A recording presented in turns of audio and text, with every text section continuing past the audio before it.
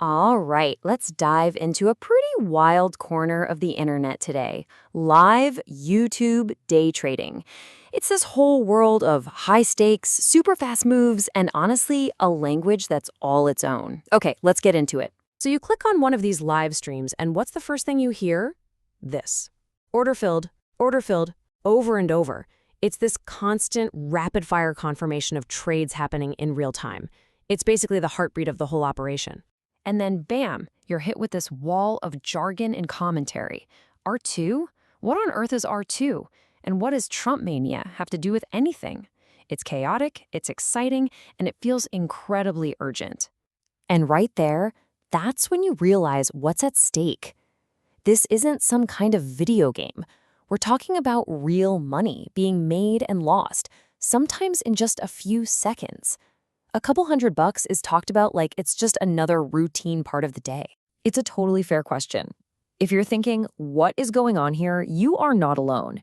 It can seriously feel like you've walked into a conversation in a foreign language. But hey, don't worry, that's what this explainer is for.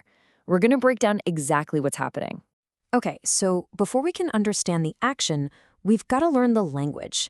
Because once you crack the code on just a few key terms, this whole chaotic world, well, it starts to make a surprising amount of sense. You're going to hear them throw around terms like S1 or R2 all the time. Now, this sounds super technical, but the idea is actually really simple. S is for support and R is for resistance. The easiest way to think about it is this. Support is like a price floor that the stock has a hard time falling through. And resistance? That's a ceiling it struggles to punch above. That's it. Those are the key spots where traders are looking to make their move. So what are they actually trading? Usually it's futures contracts. You'll hear ES, which is the S&P 500, and NASDAQ, which is, the NASDAQ 100. But the real game changer here, the term you really need to know, is micros.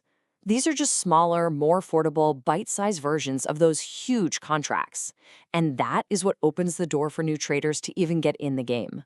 And that accessibility, it leads us to the real engine behind this whole thing. See, this isn't just about one person trading. It's really a live demonstration of a very specific business model that the host is selling to his viewers, a structured pathway to becoming a so-called funded trader. So here's the secret sauce, right? It's this middle ground. The host's advice is pretty clear. Don't just jump in and start risking your life savings. Instead, you enter this world of funded accounts. The whole idea is you pass a test to prove your skills, and then a company gives you their capital to trade with. And the journey they lay out is very, very structured. It all starts with a free demo account. Then you can try a low-cost valuation for maybe $50. If you pass that, you can move up the ladder to intermediate and advanced stages with different funding companies. Yep, each step costs a bit more, but each one gets you closer to that ultimate goal, a live account where you're trading the firm's money and taking home a share of the profits.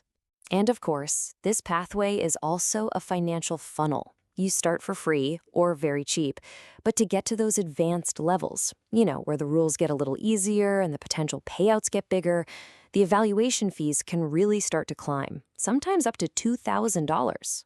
Now get this. During this particular stream, the host himself is playing the game. He's working his way through one of these expensive evaluations. He paid $2,000 for the account, and his goal is to make $5,000 in profit. If he does, he passes the challenge and unlocks that live account with daily payouts. You're watching the system in action. Okay, so now we know the language, we get the business model. Let's watch how it all comes together in a single, real-time trade right from the stream. So here's the setup. Before the market really gets moving, the host just calmly states his plan. He's identified a very specific price level, one of those resistance areas we talked about, and he's planning to sell NASDAQ futures if the price hits that exact number. But then there's a twist. A real-world event is throwing a huge wrench in the works. The host points out that a speech by the former president is causing these wild price swings, making the market totally unpredictable. He calls it Trump mania.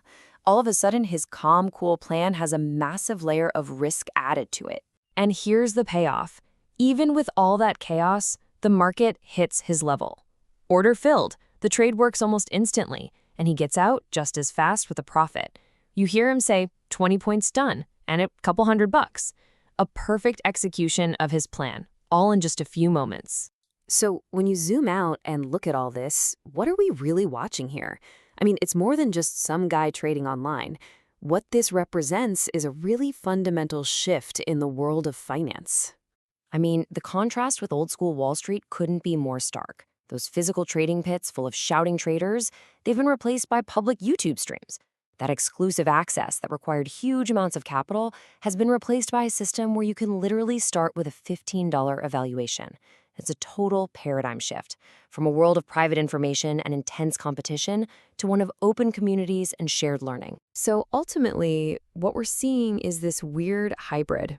It's a window into a financial market, for sure, but it's also an educational platform. It's an online community, and let's be honest, with the fast pace and the high stakes, it's also a pretty compelling form of entertainment.